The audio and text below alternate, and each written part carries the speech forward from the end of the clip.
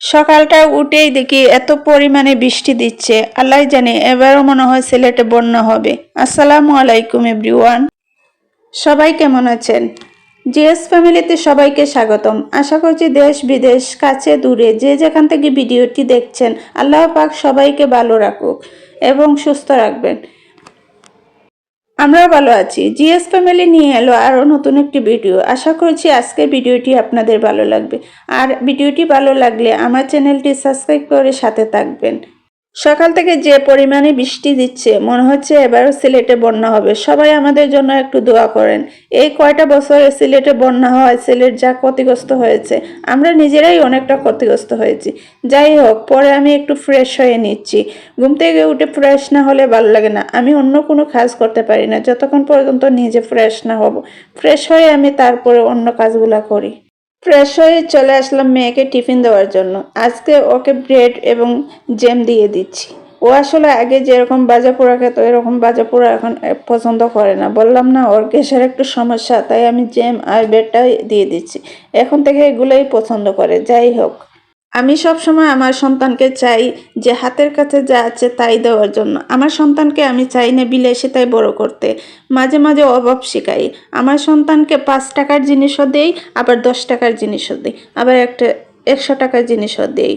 তাকে কুড়ি করে নিয়ে তাকে আবার শখের দালান কোটায় থাকে, কারণ সন্তানের অভাব শেখানো দরকার, আজকাল আরও বেশি দরকার। বিলাসিতায় বড় করলে একটা মানুষ কখনো বুঝতে পারে না যে জীবনে অভাব কী জিনিস।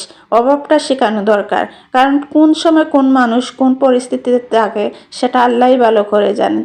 যাই হোক, আমি উঠে চাটা খেয়ে নিচ্ছি। ওকে আমি টিফিনটা দিয়ে আমার সকালের নাস্তাটা করে নিচ্ছি। আর সকালে আমি চা না খেলে তো কোনো কিছু করতে পারবো না। তো আমি আগে চাটা খেয়ে তারপর অন্য কাজ লেগে যাব।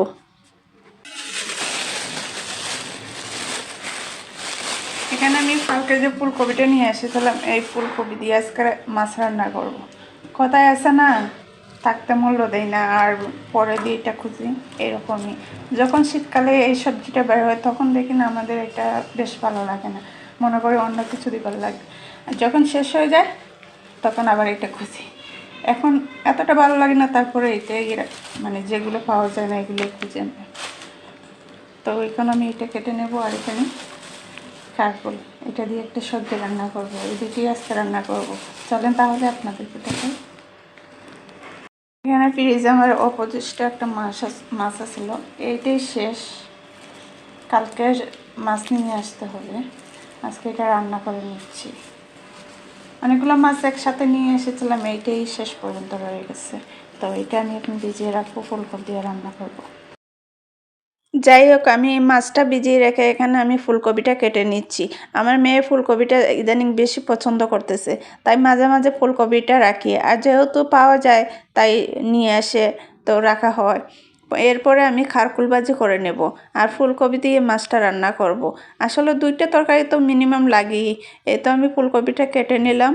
ফুলকপিটা কেটে আমি ভিজিয়ে রাখবো, যেহেতু বৃষ্টি সিজন, তো পোকা মাকড় থাকতে পারে, এজন্য আমি পানি দিয়ে এটা ভিজিয়ে রাখবো। এইদিকে আমি কারকুলটা সুন্দর মতো চুলে তারপর কারকুলটা আমি পলে নেব।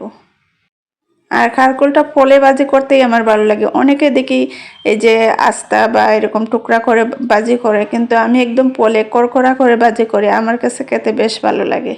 ভেবেছিলাম সবজি কেটে আমি গোসল করে পরে রান্না করব, কিন্তু এর ভিতরে আমার অনেকগুলা কাজ সামনে এসে পড়লো, কাজগুলা করে নিলাম। প্রথমে আমি গড়টাতে মুছে নিলাম। গড়টা কীরকম যেন আঠা আঠা লাগছে, তো জালি দিয়ে এগুলো পরিষ্কার করে নিলাম ভালো করে।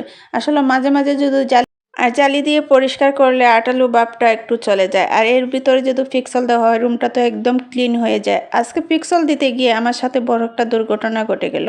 পিক্সেলটা একদম আমার চোখে এসে লাগলো। এমনিতেই পিক্সেল একটু যদি আপনার হাতে লাগে হাতটা একদম জ্বালা পোড়া করে, একদম জ্বলে ফেটে যায়। আর আমার তো চোখে পড়েছে। আল্লাহ বাঁচিয়েছিল যে এইটাতে আমি পানি মিক্সার করেছিলাম, যদি ডাইরেক্ট আমার চোখে পড়তো তাহলে আমার চোখটা অন্ধ হয়ে যেত। আর এত জ্বালা পোড়া করলো, পরে অনেকক্ষণ পানি দেওয়ার পরে চোখটা জ্বালা পোড়া বন্ধ হলো।